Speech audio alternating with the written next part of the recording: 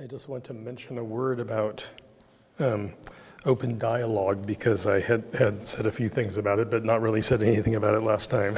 So open dialogue is a method of intervention for psychosis that was developed first in Finland and now actually has grown in popularity in many places. And there's many, I don't really know what the central site is for open dialogue on the internet, but there's many of them. And this one refers to the work in Finland. Jaakko Sekula, who is in this YouTube video, was one of the creators of this. Actually, as it says up here, it's an innovative approach to acute psychiatric crises developed by Jaakko Sekula, Markus Utela, and their multidisciplinary team at Karapudas Hospital in Tornio, Finland. And two years ago, I went to Tornio, Finland, and learned about open dialogue. Did a sort of, I'm not even sure what I did. It wasn't really the full formal training in open dialogue. It was sort of a shorter version of it. And basically open dialogue, you have a description here, but it's difficult to get down to its basic principles in a way because it's so simple. It involves a group of people talking to, what do they call them? The person in question. They don't use the word patient, the person having the crisis. And who is in that group is determined by the person having the crisis in consultation with mental health professionals. And it ends up being, a group of mostly friends and family, and there are mental health professionals. There's a dialogical style of interaction, which is what people sort of train to do, which involves mental health professionals having to withhold expertise in the interest of just keeping the dialogue going. And they emphasize certain other features such as it says here, people are met in crisis within 24 hours of contact and daily until the crisis is resolved. Hospitalization is avoided and its consequential stigma, preferring to meet in the homes of those seeking their services. You need to have, I think, good or broad availability of services to do this. Obviously, it's labor intensive. This is something you can't do in the, the psychiatric OPs that I followed in Kerala. You have to see 40 people within 2 hours. So, but they're able to do this at this hospital in Finland. It does not. There's no pharmaceutical part of this treatment. A person may be on psychiatric drugs, or they may not. That's not, if they want to, they continue the medication. If they, don't want to be on medication, they aren't, but that's not part of open dialogue. It's only based on, like the name implies, on talking. Actually, there's a quote from Russian theorist Mikhail Bakhtin at the top, who has this famous dialogical theory of the novel that inspired people in open dialogue.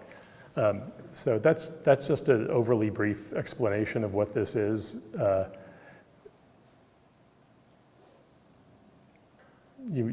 you could look at Jaakko Sekula's brief explanation here.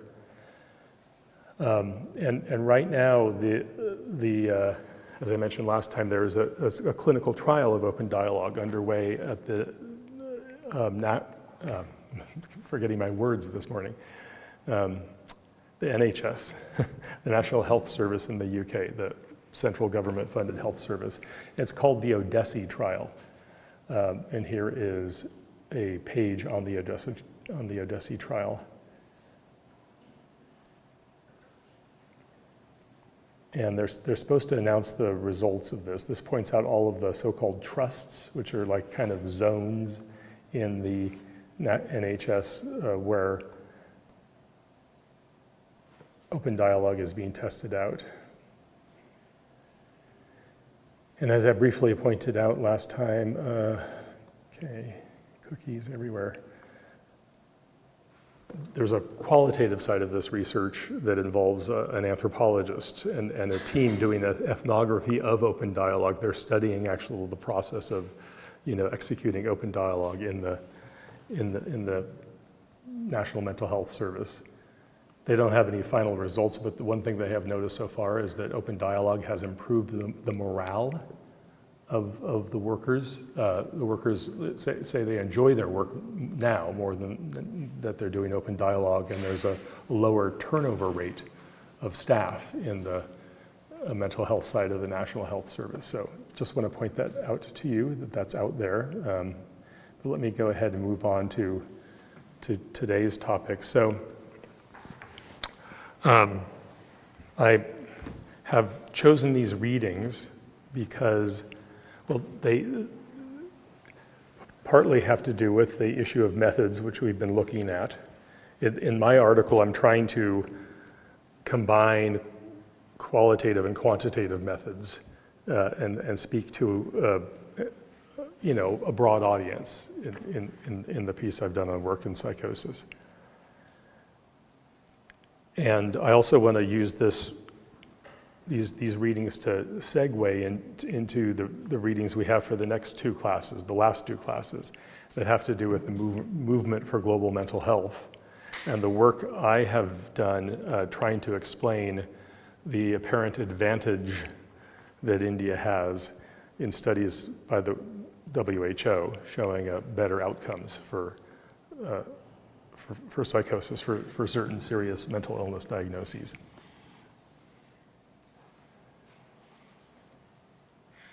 So you have, I've given you a reading by Neely Myers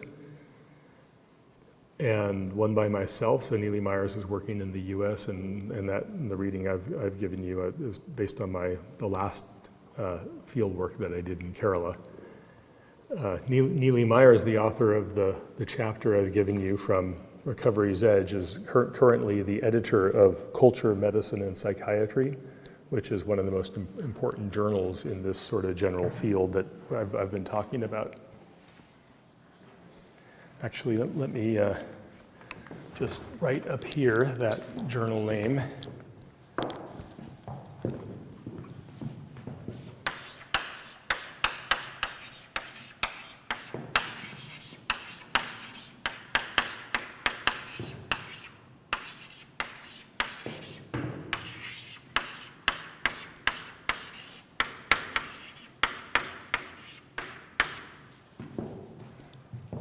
That's a major journal in medical anthropology, psychological anthropology, and related areas. Psychologists who use ethnographic approaches, sociologists who do similar work. So Neely Myers is the current new editor. She's just been an editor about a year, well, or actually two, maybe even more. Time goes faster and faster. Another important one is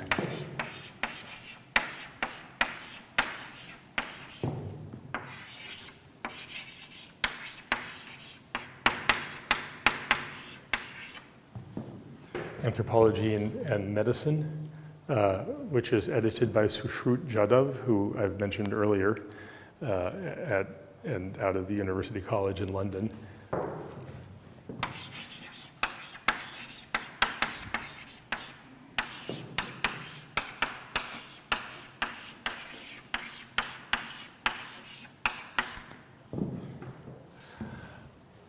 So these two have more of an interest, more of a focus on mental health issues.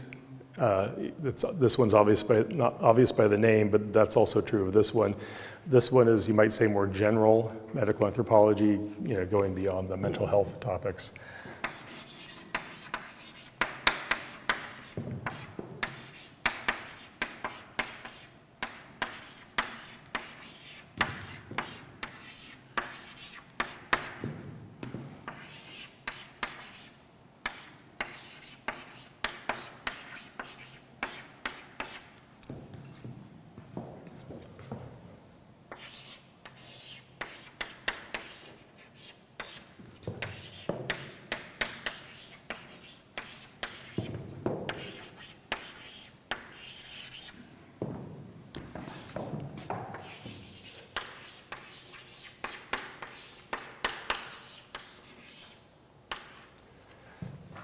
and these two, so medical anthropology and medical anthropology quarterly, social science and medicine, which as the name implies is even sort of broader in its disciplinary appeal. And I'll just add over here, there's a little space on the side, Ethos, which is the Journal of the Society for Psychological Anthropology. So those are, you know, not an exhaustive list, but really I think the key journals in this field. And I encourage you to send something to one of these when, actually, I'm on the editorial board for Anthropology and Medicine, and Sushruit's always saying, if you know any good PhD students with good projects, tell them to submit to Anthropology and Medicine. Okay, so they are looking for stuff. The biggest factor in getting published is sending something in. I mean, that's the first hurdle you have to get over. So many people say, oh, it's not good enough, nobody will like my work, I won't get approved. You know, not sending something in is the most assured way of you know, and if you do send something in, if it's based on field work you've done for your PhD and you're beginning to write up your dissertation, what you write up is most likely, very likely to get published. The only thing you're gonna have to do is just whatever work the reviewers tell you to do. You know, they'll say, oh, this is very good, lots of potential, you need to revise and resubmit, and then they'll give you 3 single-spaced pages of things you need to change, and you have to spend time on that. So please do submit your work. It doesn't have to be when you're finished with your dissertation. It's often best to do it while you're still writing it, get one article out there, you know, in the publication pipeline while you're still writing your dissertation. Neely Meyer's Recovery's Edge. This is from an ethnography that she did in a US city among people with diagnoses of psychosis.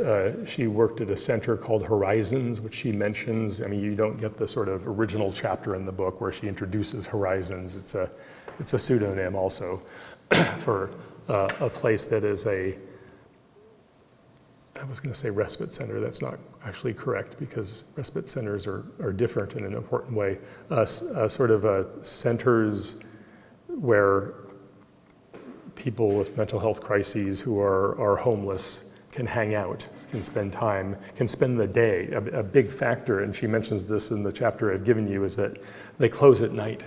Everyone has to leave, you know, so they don't, you know, and people have to go wander the streets or do whatever other thing they can do for accommodation. And that's the big, you know, problem with this place. I mean, there are places where, well, you also get to learn about where people actually do sleep.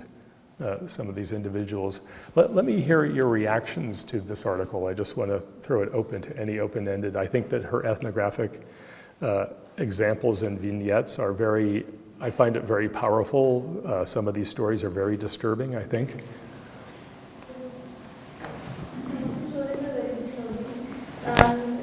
is actually very elaborate.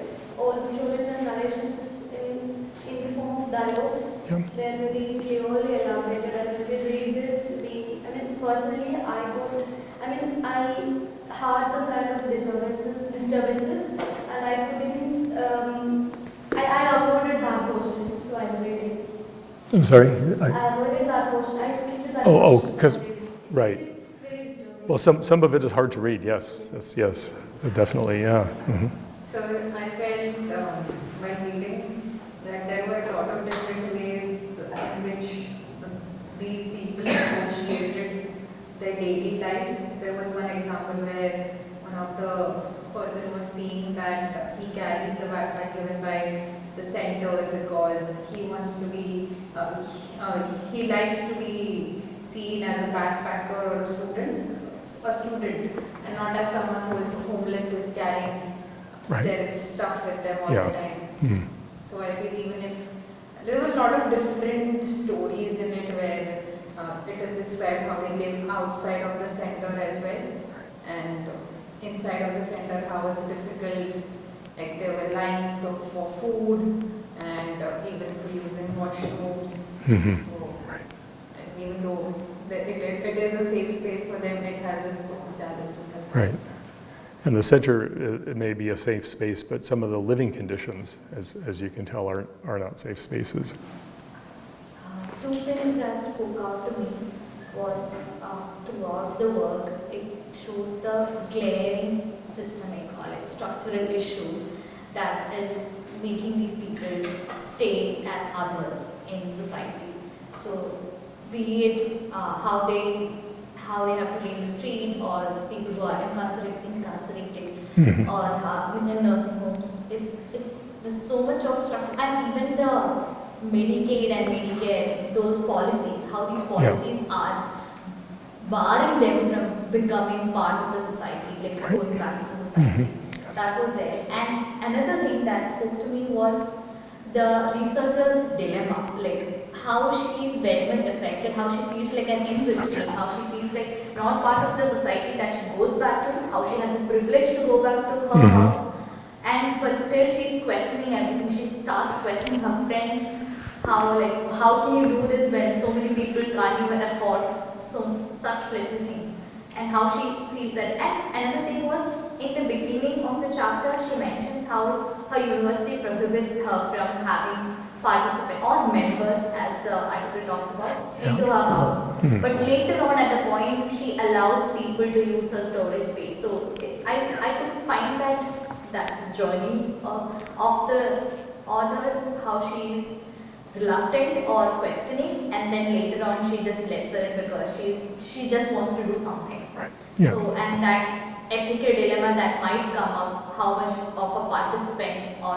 how much of a relationship that is supposed to, the blurring of the boundaries, that spoke to me very much. Okay, great, yes, thank you. Adding on to what she said, I also feel she doesn't shy away from being vulnerable. Like, she's very open with her emotions of guilt and being responsible in a way for all of this. Like, so that was very interesting. And another thing that I wanted to point out was how these people are like, how the whole American culture emphasizes a lot on like recovery and independence of kids Yes. after coming out of this. But they don't provide any structured ways to like, rehabilitate or provide stable housing, no stable employment, none of these are provided. So I feel they're kind of stuck between these institutional constraints and the marginalization that is also like a byproduct of the whole thing. That's one of her overarching points in the book, that there's, yeah. Well, I'll let them speak because they're not, So let's have some more, comments from you based on Neely Meyer's. Yeah. I felt that it's a beautiful article, and I didn't want to go through it at a very high speed. So I was reading like word by word, because actually each article has got so much of depth of experience in it, even if it is a few lines. So, like the time when she wanted to sleep and she lost her mother, so that gives, that changes her whole perspective. She can't sleep because she thinks somebody might be in crisis. So those are all, give so much insight into a person's life. I feel it is very touching. Someone said it is disturbing. For me, I didn't feel it disturbing. Actually, I felt it. This is what I wanted to read. Okay. This is what I come here for. So actually, I don't proceed much, but each of these gives a very good insight into how the healthcare system is, what are the flaws in the health system, and what should be done. Though it might not be possible at all times to get the funding and all, but from a patient who's changed into a doctor, that itself gives her a huge weightage. Like the way she looks at a patient, because she's gone through the whole thing. So when she is experiencing, her own experience gives her a better perspective of how to treat the patient. So that is the huge thing which I think most of the doctors will be lacking. And that is and she knows why the patient is acting in that way. So even if it is a hug, it means a lot to the patient. So that way it is a more enriching experience. Her life has made her into a better treating physician, I think. Okay, right. Yeah, no, I think right. On that article. Okay, good. Well, thank you. Those are. I'm glad you felt that way. And yeah, I think sometimes there's a fine line between disturbing and satisfying. I find it both. Very compelling to read these stories, but at the same time, just like sometimes I go away with this is horrible. How can people live in these these conditions. Yeah, I mean, I chose this piece because it shows a number of things about the situation of serious mental illness in the U.S., including the lack of adequate relations of families. You have several stories about that are also quite upsetting. You know, a person that feels, you know, he doesn't want to visit his dying father because of how he was treated by the father, and the situation of employment, you know, because it relates to my own article where I look at, you know, how work relates to recovery, and the very, very low employment of people with schizophrenia in the U.S. And then all of the numbers, I'm glad, I think you tapped into some of the Medicaid, Medicare, and all these other, you know, programs with acronyms, SSI, SSDI, you know, the various government programs that are there to help the people who are poor and disabled, you know, pay for the medical bills. And they do pay for things, but you see the conditions in this chapter in which people live with these things that are paid for. You know, the horrific hotel that one of these women has to live in. I mean, to me, the most painful scene is when she's visiting this woman in her room. I mean, they point out the bathroom, right? Remember, and she says, you know, she doesn't shower there because of, you know, that's how you get raped. And she doesn't even, you know, she pees into a container and throws it out the window because she's afraid to use the bathroom. And then when Neely Myers learns that the little cups around the bedposts are full of kerosene to prevent bed bugs, and, you know, it's just a very disturbing scene to witness, and to imagine that in those conditions you are meant to recover. You know, I would argue, and I think some others have made similar points about similar situations, maybe Tanya Lerman, maybe Neely Myers herself, that not only does it not facilitate recovery very well, you could argue that it makes the situation worse, or that if you were to put a normal person in the situation where they had to spend the day at Horizons with all these well-meaning and some very kind staff, but then they have to find their own way at night, or they have to live in one of these rooms, you know, or a nursing home, you know, that normal person, you know, could become, I would argue, mentally ill from the conditions. So it's not a space for recovery. And in a way that also, you know, sort of foreshadows, you know, the arguments that I'll bring up later on about the movement for global mental health, which has involves people from different parts of the world, but I mean, the imagination of the movement for global mental health is we need to use these cutting edge systems in developed countries, places like the US, in Europe, and apply them more thoroughly to places that lack this, like India and many other parts of the lower income world. But here you see the system. You know, this is not a good model to export.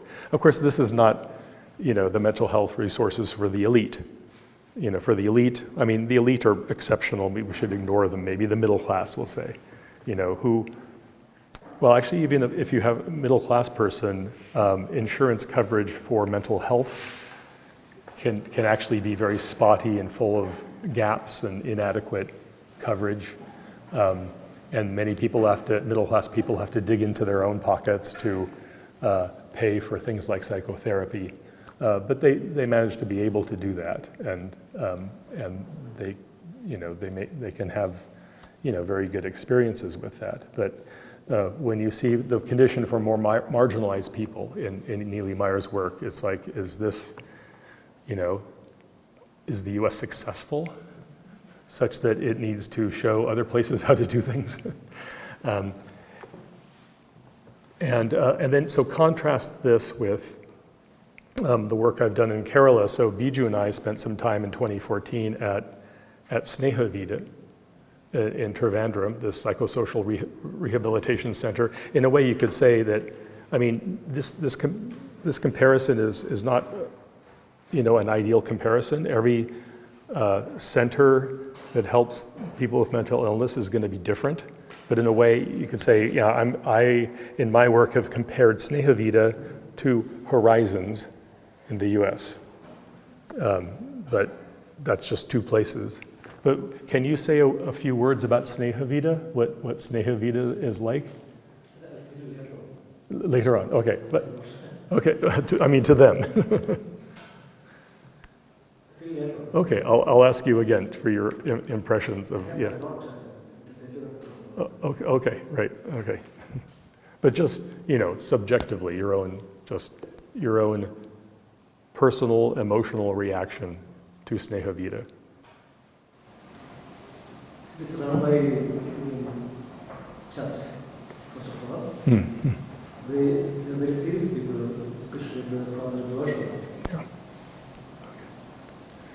Joshua. What do you remember, Father Joshua? What was he like? So during COVID time, I went there with my client, and he helped him to stay there for 2 weeks, but he cannot adjust with that environment because he's from Hindu family. Okay. He can adjust with his Christian. Oh, right. Yeah, right. Okay. Well, the residents there are different from different religions. Yeah, Christian and other, but they all do this regular prayer sessions in the chapel. So if I mean yeah, you have a lot of experiences there. Yeah, no, it was an interesting place for us. A place that was both kind of. And there are a lot of psychosocialists in Trivandrum, Kerala, but he's the number one. Okay. And they have some directly connection to the mental hospitals, and they have good tie-up.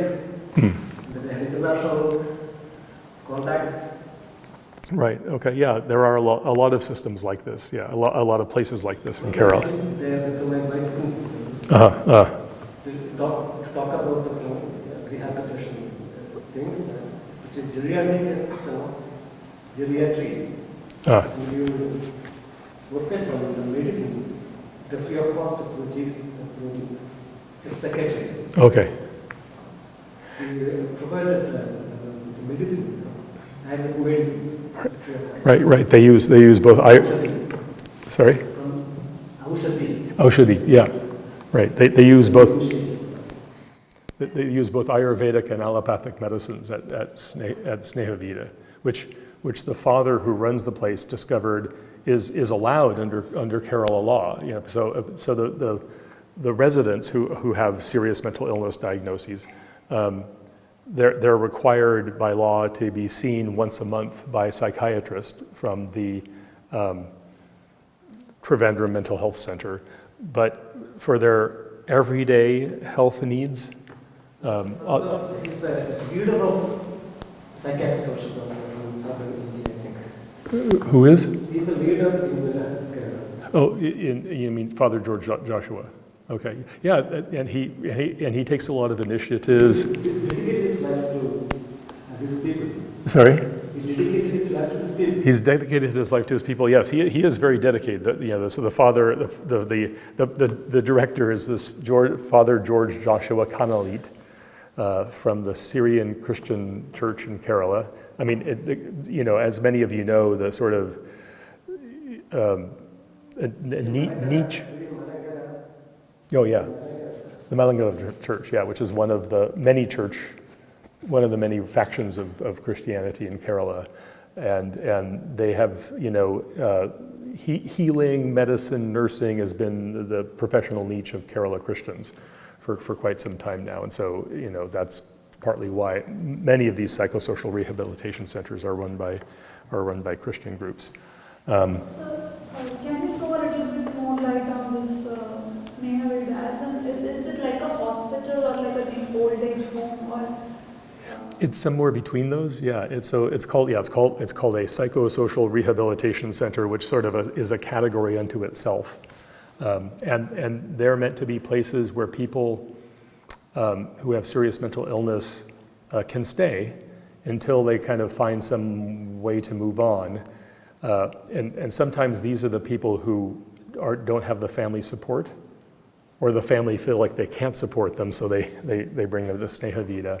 I mean, one of the points I've made in my work, and actually an article I've assigned for Saturday, is that there is more family support in India than there is in the US for people with these problems, even though it doesn't mean the situation is good, for people with those problems here. But it's kind of like that. The way I look at it is most people, get family support and live with family who have serious mental illness in Kerala. But for those who don't, they end up in places like Sneha Vida. But in the US, there are many, I would say more of those who don't, who are like the people you see in Neely Meyer's chapter. So is the church and congregation funding, or is it coming from other sources? As far as I understand it, it's the church that funds it, yeah. The Malankara Syrian Catholic Church. Yeah. Mm-hmm. Most of the immigrants Yeah, and it's multi-religious people who, but it's interesting, to me, this is an interesting aspect of Kerala. Well, I won't go down that path just because I want to stay on track for other things. But anyway, the point is, Sneha Vida is a place we could compare to Horizons. And it is a place where people with severe mental health problems who have few resources and family for some reason is not doing what it usually does. They live there. So one big difference is that in Sneha Vida, you can spend the night. Okay, there's a bed you get and your meals. So it's 24 hours, 7 days a week until you find some way to move on, and that does happen to some people. I haven't visited Neely Meyer's Center. I've only read about it, and having visited Sneha Vida many times, and I'll visit again next week in Trivandrum. Sneha Vida is not a happy place, but in a way I found it more humane than what you read here. This is, just the fact that you can sleep. That's such a big factor. It should seem so obvious, but it's not, the fact that you can have a place like this. And something also, one term that Myers mentioned in her article is she refers to the institutional circuit and refers to other people's research as having coined that phrase. So the institutional circuit is this sort of a cycle of movement between the streets, prison, and places like Horizons, these outreach and community mental health centers. And the people, the homeless, mentally ill, tend to move between the parts of the circuit, almost in a continuous sort of set of cycles.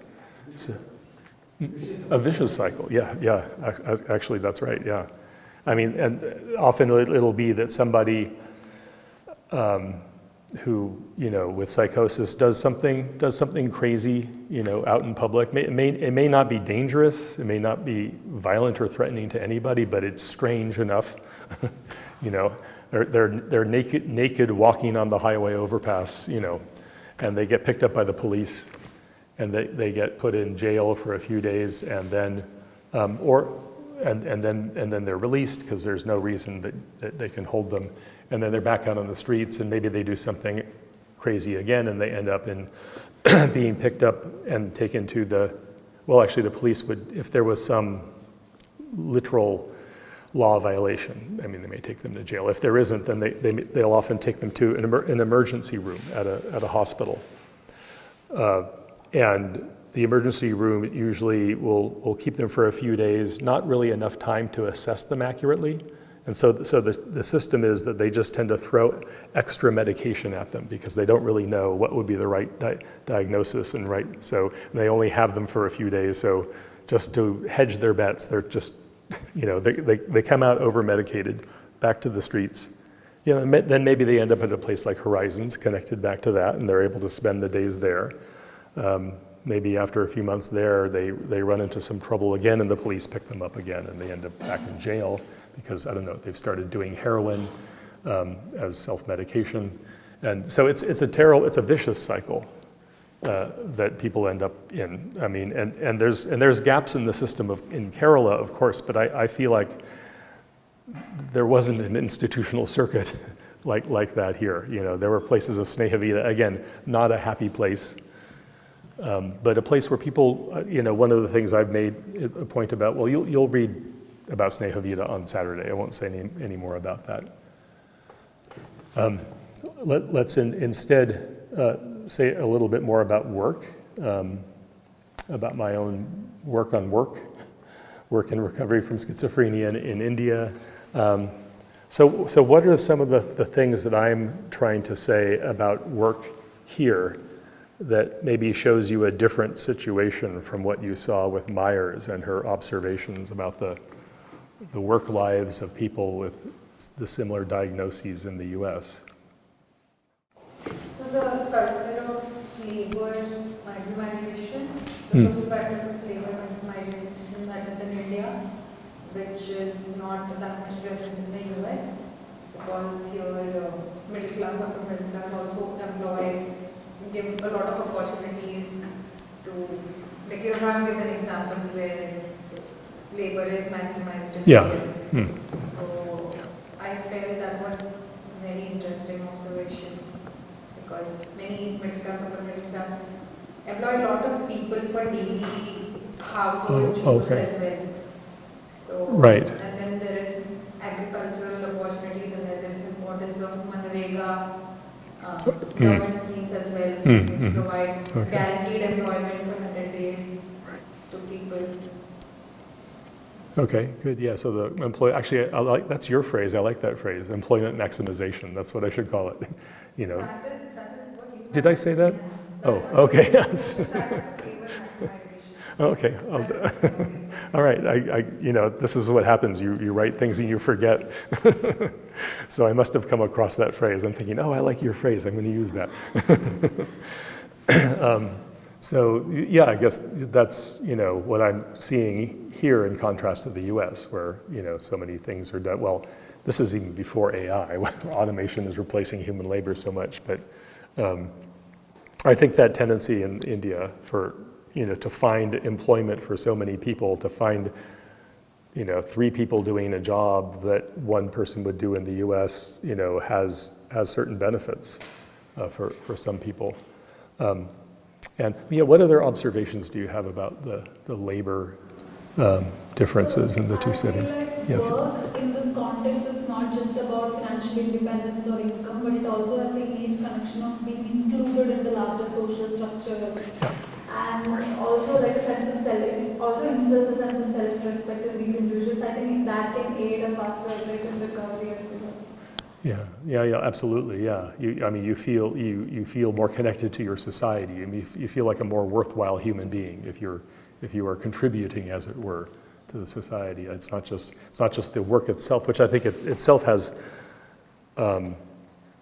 therapeutic benefits. You know, sort of the meditative focus of work. You know, I think can redirect someone who is otherwise sitting idly, and their wandering mind is finding destructive ways of interacting with them. So you took 20%. Yeah.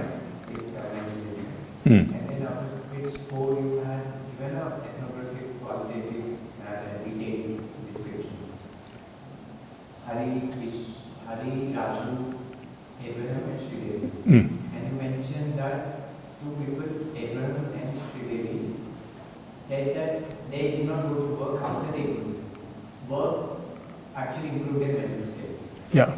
So I was wondering that first some person took them, gave them some work even when they were going through some phase of their illness, believing them or out of goodness, and then usually when whatever little I know, these persons with mental illness say they are given a job from 8 to 5. They do not come every day. They do not come at 8, they come at 10 o'clock.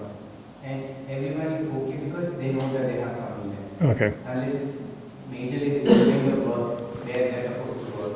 So I was wondering whether it was Manrega, where they come on a daily basis. If they work today, they get the pay. They don't come tomorrow, they don't get the pay. Mm. So it was very flexible in that sense that, and was this Manrega that helped them recover in these cases? Yeah. Okay, well, Just a clarification, well, the people that you mentioned here, they were mostly daily wagers and coolie people. yes, that's right. So they didn't really have like a full-fledged 8 to 5 job, right? They were Right. not part of the group, initiative, Manrega thing. Right. It's very working class manual labor. Yeah. Yeah, manual kind of thing. Like she was a maid, see, they were Yeah. a maid and a day laborer, and there was one security, someone who worked as a security guard, Right. who was engineering. Qualified in engineering. Yeah. Right.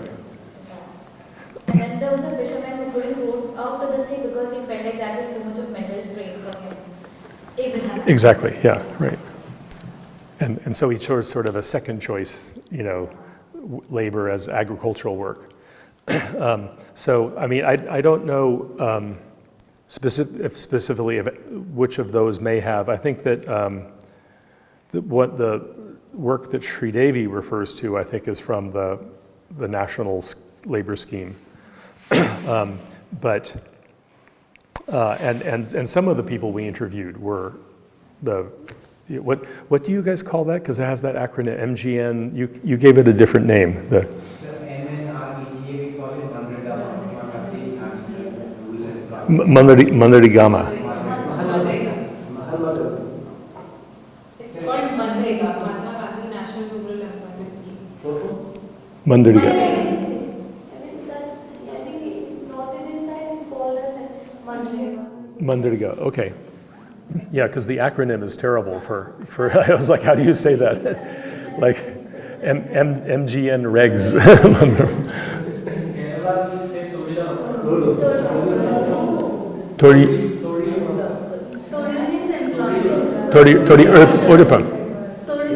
means employment. Yeah. Urapam means assurance. Right. Tori Odupam. They actually Right. 100 days of employment, the people. Right. But it's the same program, right? It's the Mahatma Gandhi Rural Employment Guarantees. Yeah, okay.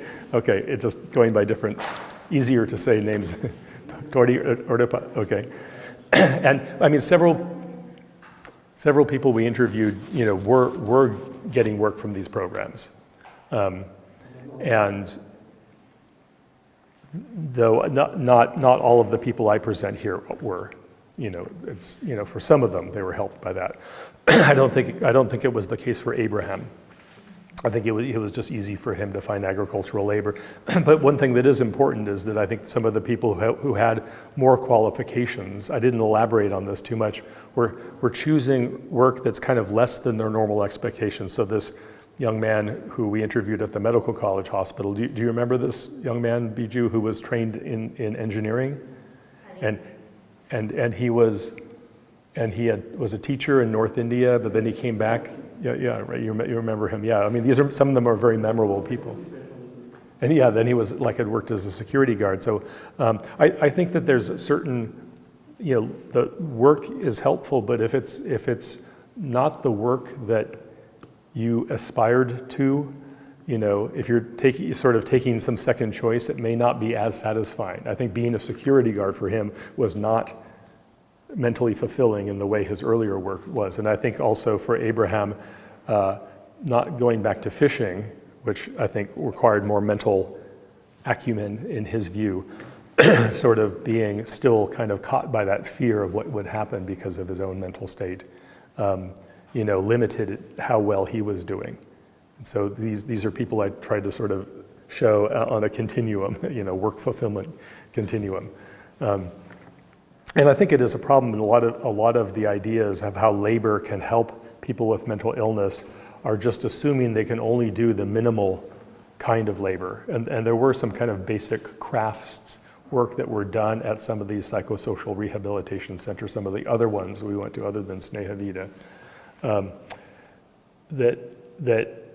I think maybe they provide them something, but I don't think we should also ask what kind of jobs they're getting. And I think that we shouldn't assume people with diagnoses of psychosis can only do these simple jobs. I mean, because I've seen people, you know, I've just mentioned the Hearing Voices movement. You know, one of the voice hearers who wrote a memoir of her experience that I've taught in class, you know, she was also the president of ISPS US, you know, a very high functioning person. And she works at a research center at Yale University that works on psychosis. And so, you know, these are not necessarily helpless people who have no ability. There's also there's a memoir by someone named Ellen Sachs, who was who had a psychotic crisis in college, in law school, in a very prestigious law school. And she eventually recovered from her psychosis through psychiatry and psychoanalysis. She said psychiatry helped her become stable. Psychoanalysis helped her thrive. and then she eventually became a federal judge, and then eventually became Barack Obama's, you know, chief federal person in charge of mental health policy in the U.S.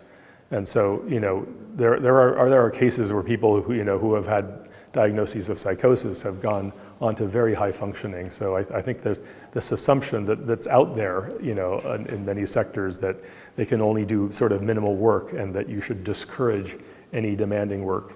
May limit what people can accomplish. So this is one question that I asked while I read the paper. So also you mentioned that Sneha was not a happy place. So Yeah.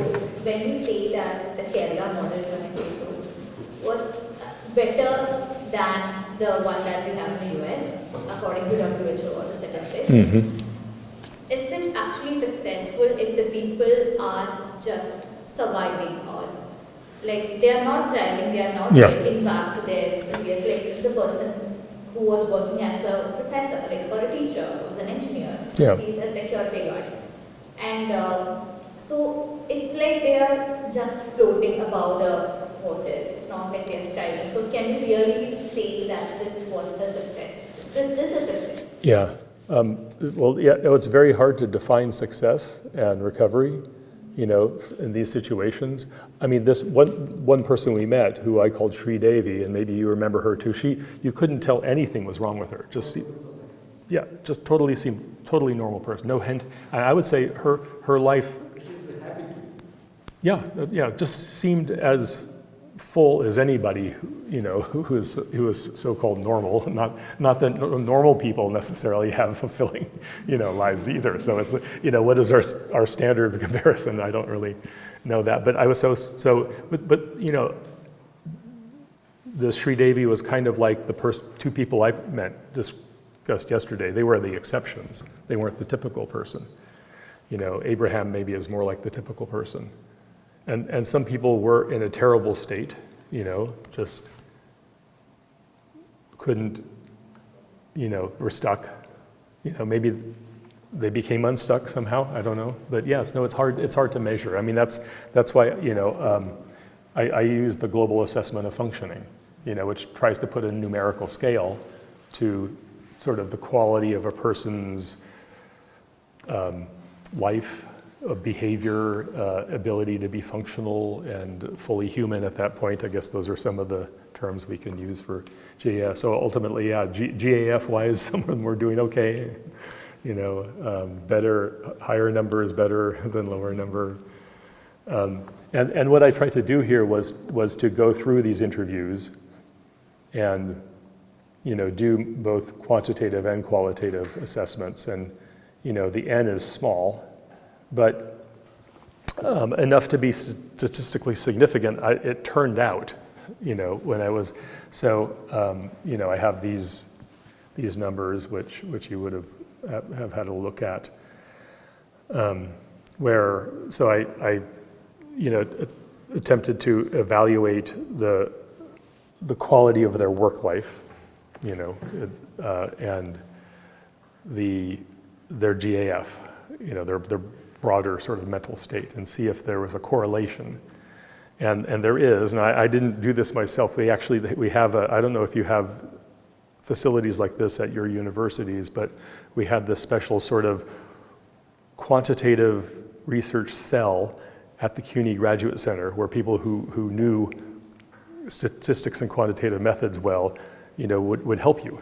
So I actually went in there, and it was a student from India at the CUNY Graduate Center who, I showed her the data I was working with, and I said, what can I do with this? And, what kind of tests should I run? And so she helped me out with that, and she showed me the options. And then, using SPSS, I chose this method, and she said, yeah, you have a significant, mildly positive correlation. It is what it is. It's not an earth-shattering finding.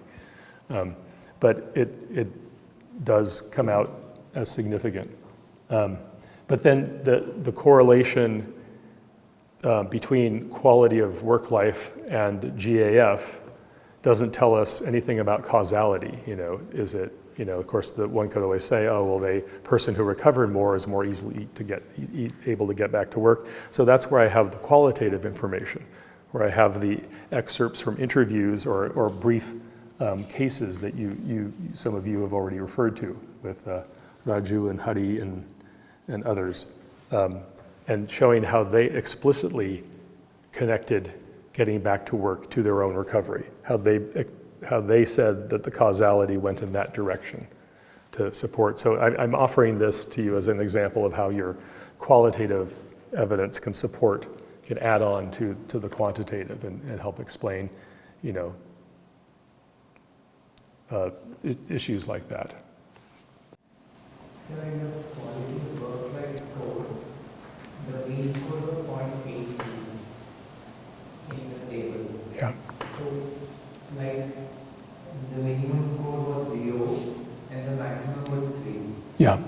So in a sense that majority of the 20 individuals still would score to the lower side or to the higher side. Well, that was the average, or what was it, the mean? Yeah, the mean.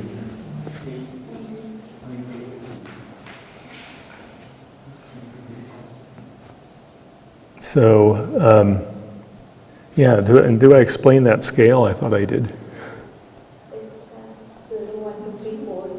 And there are people who are unemployed also, so I guess that is why it is 0 also. Yeah, yes, that's 0 is unemployed. 0 is unemployed. Yeah, that's right. Exactly. Yeah. And partially employed also.